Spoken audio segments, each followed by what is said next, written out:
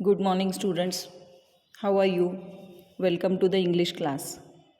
Today, as we have discussed in the last online lecture, we are going to discuss the second poem in our poetry section, that is 2.2 Indian Weavers, written by Sarojini Naidu. All of you have heard the name of Sarojini Naidu, as she is a main character of Indian politics, as well as she was the governor of Indian provinces. She was a poet also, a major literary figure in the time of India's independence. Sarojini नायडूंचं नाव तुम्ही सगळ्यांनी ऐकलं असेल. त्या एक कुशल राजकारणी होत्या आणि भारताच्या राजकारणामध्ये त्यांचं स्थान महत्त्वाचं आहे. त्या पहिल्या महिला राष्ट्रपती म्हणून देखील प्रसिद्ध आहेत. तसंच राजकीय चळवळींमध्ये त्यांनी भाग घेतलेला आहे आणि चांगल्या कवयित्रीसुद्धा आहेत. पहिल्यांदा आपण या कवितेवरच्या आईस ब्रेकर्स सोडवणार आहोत. See page number 99 in your textbook. I will read the first activity. Artisans are also called craftsmen. They are creators of diverse goods and use their hands to create unique, functional, and decorative items using traditional techniques. Now complete the web given below. स्क्रीनवर web दिसतं आहे तुम्हाला. Different types of artisans. Artisan म्हणजे काय ते लक्षात घ्या. Artisan म्हणजे कलाकार, कौशल्याचं काम करणारा. डिफरंट टाईप्स ऑफ आर्टिसन्स, कोणकोणते वेगवेगळे प्रकार कलाकारांचे आहेत. कारागीर ज्याला आपण म्हणतो ते. पहिला त्यांनी दिला आहे गोल्डस्मिथ. गोल्डस्मिथ म्हणजे सोनार. तर आपल्याला इतर काही कारागीर सांगायचे आहेत, जसं की carpenter, painter, sculptor, potter, cobbler and weaver. बघा, पाचवीतल्या मुलांचा हा प्रश्न आहे.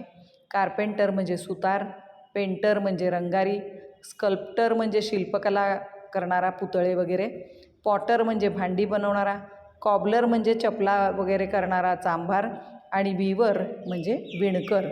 इंडियन वीवर्स हे कवितेचं नाव आहे. विशेषतः पूर्व भागातल्या विद्यार्थ्यांना वीवर्स म्हणजे काय ते वेगळं सांगायला नको. विणकाम, विणकर, वस्त्र विणणं हाच आपल्या ह्या पूर्व भागातल्या लोकांचा मुख्य व्यवसाय आहे. आणि तुमच्यापैकी कित्येकांच्या घरी लूम्स असतील आणि तुम्हाला वस्त्र कसं विणलं जातं याची भरपूर माहिती असणार आहे. Discuss with your partner the seasons occasions when we need woollen clothes. Woollen clothes म्हणजे लोकरीचे कपडे. लोकरीचे कपडे आपण कधी घालतो? In winter. त्यानंतर casual clothes every day. Casual म्हणजे रोज घालायचे कपडे. Rich silk clothes. सिल्कचे कपडे कधी घालतो? सेरेमनी, फंक्शन्स असतील तेव्हा. आणि कलरफुल कम्फर्टेबल क्लोथ्स ते पिकनिकला, पार्टीला जाताना वगैरे आपण घालतो. त्यानंतर let us play a game. The teacher will ask the students some questions. Students will understand that there are some exceptions to the general rules. Let us start. One who weaves is a weaver. One who plays a game is a player. One who sings is a singer. One who dances is a dancer. One who teaches is a teacher. And one who cooks is a cooker. आहे का? नाही आहे. तर या ठिकाणी वेगळा शब्द येणार. One who cooks is a chef. तुम्ही जर टी व्हीवरचे कुकरी शोज बघत असाल तर शेफ शब्द तुम्हाला गेला असेल. CHEF स्पेलिंग आहे. बाकी सगळ्याला आपण ER लावलेलं आहे, पण या ठिकाणी नाही. सिंगर, टीचर, प्लेयर, डान्सर हे सगळे ER, पण one who cooks is a chef. पुढची ॲक्टिव्हिटी बघा. We have often seen the picture of Gandhiji spinning on the charkha. तुम्ही गांधीजींना नेहमी चरख्यावर सूत काततानाचा त्यांचा फोटो बघितला असेल. डिस्कस द रिझन्स बिहाइंड दिस. गांधीजी कशासाठी चरखा वापरत होते? काय त्यांचा हेतू होता, उद्देश होता? तर एक उद्देश त्यांनी असा दिला आहे, to give rural people an opportunity to earn their livelihood. ग्रामीण भागातल्या लोकांना रोजगाराची संधी उपलब्ध करून देण्यासाठी त्यांनी चरखा हातात घेतला होता. आता आणखी काय चरख्याच्या माध्यमातून गांधीजींना संदेश द्यायचा होता? सिम्पल लिव्हिंग, हाय थिंकिंग. साधी राहणी, उच्च विचारसरणी. त्यानंतर सेल्फ इंडिपेंडन्स, स्वतःचा स्वावलंबन, की नोकरीसाठी दुसऱ्या व्यक्तीवर किंवा संस्थेवर अवलंबून न राहता स्वतःचा रोजगार स्वतः निर्माण करणं. आणि सर्वात महत्त्वाचं म्हणजे अवेअरनेस अबाउट स्वदेशी मूवमेंट, स्वदेशी चळवळीबद्दल, स्वदेशी माल वापरण्याच्या चळवळीबद्दल जागरूकता तयार करणे. आता पुढचा जो प्रश्न आहे त्याचं उत्तर तुम्हीच माझ्यापेक्षा चांगलं देऊ शकाल. Name some tools used by the weavers. विणकर लोक कोणती उपकरणं वापरतात? एक त्यांनी दिले लूम. लूम सर्वांच्या घरी असतं, पण लूमसोबत आपण काय वापरतो? रॅप, वेफ्ट, त्यानंतर टेपेस्ट्री माहीत असेल तुम्हाला, आणि सुया, निडल्स, हे आपण वापरतो. त्यानंतर name some types of yarns used by the weavers. Yarn म्हणजे कपडा. कोणत्या प्रकारचे कापड वीवर्स किंवा विणकर लोक वापरतात? एक त्यांनी दिले लिनन. कापडाचे कितीतरी प्रकार आहेत. कॉटन आहे, वूल आहे, सिल्क आहे, ते त्या ठिकाणी तुम्ही लिहायचे आहेत. आईस ब्रेकरच्या ॲक्टिव्हिटीज तुम्ही पुस्तकातच पूर्ण केल्या तरी चालतील.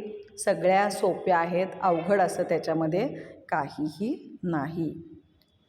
आता आपण कवयित्रीचा परिचय आपल्याला करून घ्यायचा आहे. स्क्रीनवरती तुम्हाला या ठिकाणी सरोजिनी नायडू यांचा फोटो दिसत आहे आणि त्यांची माहिती देखील या ठिकाणी दिलेली तुम्हाला दिसत आहे. आता सरोजिनी नायडूंबद्दल आपल्याला माहिती घ्यायची आहे. काय म्हटलेलं आहे बघा. Let us get introduced with the poetess.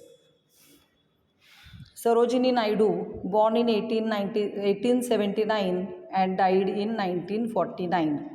म्हणजे स्वातंत्र्य मिळाल्यानंतर 2 वर्षातच त्यांचा मृत्यू झाला. She was a political activist. राजकीय चळवळीत कार्यकर्त्या होत्या.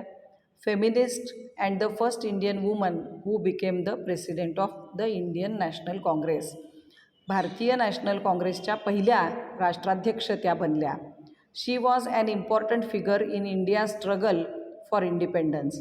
भारताची जी स्वातंत्र्य चळवळ होती, स्ट्रगल फॉर इंडिपेंडन्स, त्या स्वातंत्र्य युद्धामध्ये त्यांचा अतिशय महत्त्वाचा रोल होता, भूमिका होती. Sarojini Naidu's work as a poet earned her the sobriquet of nightingale of India. त्यांच्या ज्या कविता आहेत त्यावरून त्यांना नायटिंगेल ऑफ इंडिया अशी पदवी देण्यात आलेली होती. Later she became the governor of the United Provinces in 1947, becoming the first woman to hold the office of governor in independent India. भारताच्या स्वातंत्र्यानंतरच्या परिस्थितीमध्ये त्या पहिल्या महिला गव्हर्नर म्हणून युनायटेड प्रोव्हिन्सच्या कार्यरत होत्या. 1947मध्ये त्यांना तिथं अपॉइंट करण्यात आलं होतं. आता कवितेबद्दल काय सांगितले बघा. Indian Weavers is a short poem where the poet talks about 3 types of garment that the weavers weave at 3 particular times of a day. 3 कडवी आहेत या कवितेला आणि या ठिकाणी 3 जीवनाचे काळ या 3 कडव्यांमध्ये कवयित्रीने वर्णन करून सांगितले आहेत की त्या 3 वेगळ्या वेगळ्या काळांसाठी 3 वेगळ्या वेगळ्या प्रकारची वस्त्र हे विणकर विणत असतात.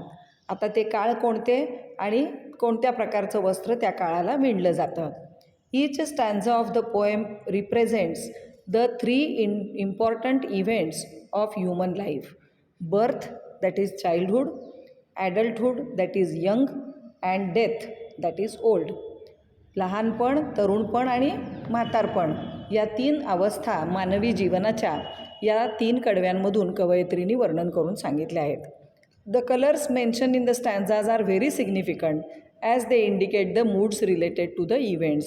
आणि 3 कडव्यांमध्ये कवयित्रीने 3 वेगळ्या वेगळ्या प्रकारचे रंग वापरले आहेत की जे रंग त्या त्या जीवनातल्या अवस्थेला सूट होतील असेच आहेत. आता आपल्याला प्रत्यक्ष कविता बघायची आहे. पहा विद्यार्थी मित्रमैत्रिणींनो, स्क्रीनवर तुम्हाला इंडियन वीवर्स ही प्रत्यक्ष कविता आता दिसत आहे. अगदी छोटीशी आणि लहान मुलांच्या पुस्तकात असावी तशी कविता आहे, परंतु त्याच्यातला अर्थ मात्र अतिशय खोल किंवा सखोल असा आहे. Indian weavers. Let us read the first stanza. Weavers weaving at break of day, why do you weave a garment so gay, blue as the wing of a halcyon wild, we weave the robes of a new born child. पहिल्या 3 ओळीमध्ये कवयित्रीने वीवर्सना काही प्रश्न विचारलेत आणि कडव्याच्या चौथ्या ओळीमध्ये विणकरांनी त्याचं उत्तर कवयित्रीला दिलं आहे. बघा, पहिलाच शब्द आहे वीवर्स, विणकरांनो, त्यांना उद्देशून कवयित्री म्हणते. Weavers weaving at break of day. Break of day, when the day starts, that is early morning. Weavers weaving at break of day. Why do you weave a garment so gay? Gay, very happy. सकाळच्या वेळेस दिवस उजाडतानाच हे विणकरांनो, तुम्ही कसलं वस्त्र विणता एवढ्या आनंदाने? Blue as the wing of a halcyon wild. हॅलिस्यूनचा अर्थ दिला आहे बघा, kingfisher, a bird which has bright colourful plumes. ज्या पक्षाची अतिशय ब्राईट चमकदार अशी पिसं असतात, असा किंगफिशर बर्ड ज्याला आपण म्हणतो, त्याच्या पंखांच्या रंगासारखं निळं वस्त्र तुम्ही विणता. एवढा कशाचा आनंद झाला आहे तुम्हाला? कोणासाठी तुम्ही हे वस्त्र विणता? तर वीवर्सनी उत्तर दिलं चौथ्या ओळीमध्ये, we weave the robes of a new born child.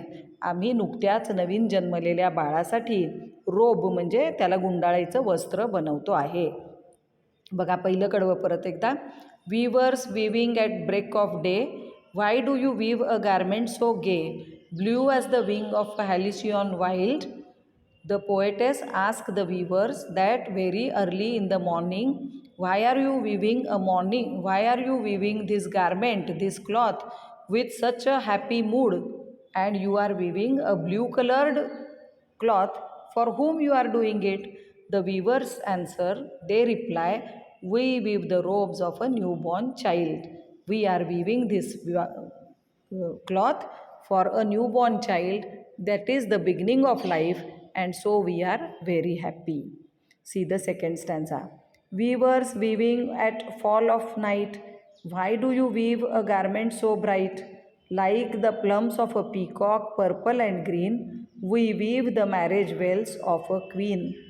Weavers weaving at fall at night. दिवसभर विणकरांचं काम चालूच आहे.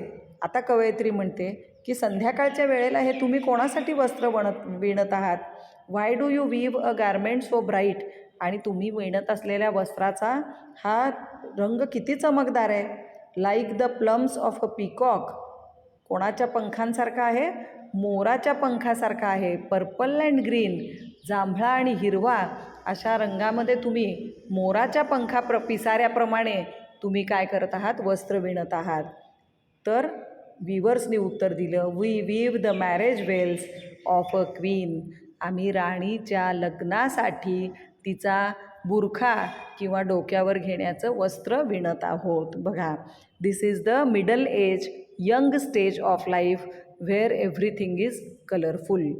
ज्या आयुष्याच्या स्टेजला अतिशय रंगीबेरंगी असं जीवन, आनंद घेणं ज्याला आपण आयुष्याचा म्हणतो ते असतं, त्या लग्नासारख्या मंगल प्रसंगासाठी हे विणकर काय करत आहेत?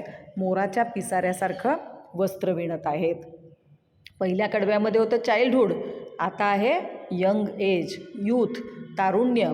आणि मग कवयित्रीने विचारलेल्या प्रश्नाचं उत्तर देखील त्यांनी तितकं सुंदर दिलं आहे. बघा, कवयित्री काय विचारते? Weavers, you are weaving the cloth at the fall of night, and why are you weaving this garment so bright, so colourful? Your garment is like the plumes of peacock. The weavers reply that we are weaving a marriage veil for the queen. In this way, the second stage of life is described with purple and green color in second stanza. And now the third and last stanza. Weavers weaving Solomon and still, what do you weave in the moonlight chill? White as a feather of a white as a cloud, we weave a dead man's funeral shroud. शेवटच्या कडव्यात कवयित्रीने विचारलं, viewers viewing सॉल्मन and still. सगळं जग शांत झोपलं असताना तुम्ही अतिशय शांतपणे चंद्रप्रकाशामध्ये हे कसरं वस्त्र विणत आहात. What do you weave in the moonlight chill. मध्यरात्रीच्या चंद्रप्रकाशात तुम्ही कसलं वस्त्र विणता आहात. White as a feather and white as a cloud. एखाद्या ढगाप्रमाणे किंवा एखाद्या पक्षाच्या पिसाप्रमाणे. फिदर, वर जे प्लम्स होतं ते पंख, पण इथं फिदर, एखाद्या पिसाप्रमाणे पांढऱ्या रंगाचं वस्त्र तुम्ही का विणत आहात. आणि मग त्यांनी उत्तर दिलं, we weave a dead man's funeral shroud. श्राऊडचा अर्थ दिलेला आहे बघा, a cloth in which a dead person is wrapped. ज्या कपड्यामध्ये मृत व्यक्तीला गुंडाळण्यात येतं ते आम्ही विणत आहोत. बघा, तिसऱ्या कडव्यामध्ये कवयित्रीने आपल्या आयुष्याची शेवटची स्टेज वर्णन करून सांगितली, that is old age and death. पहिल्या कडव्यामध्ये जन्म, दुसऱ्या कडव्यामध्ये सेलिब्रेशन ऑफ मॅरेज आणि तिसऱ्या कडव्यामध्ये death. The poetess asked weaver that in this silent still midnight in the moonlight for whom you are weaving the garment, and your garment's color is white as a feather or white as a cloud. And the weavers reply that they are weaving the shroud for the funeral of a dead man. मरण पावलेल्या एका व्यक्तीसाठी आम्ही हे विणत आहोत. अशा पद्धतीने ही कविता इथं पूर्ण झालेली आहे. ब्रेनस्टॉर्मिंग पुढच्या व्हिडिओमध्ये बघूया. थँक्यू.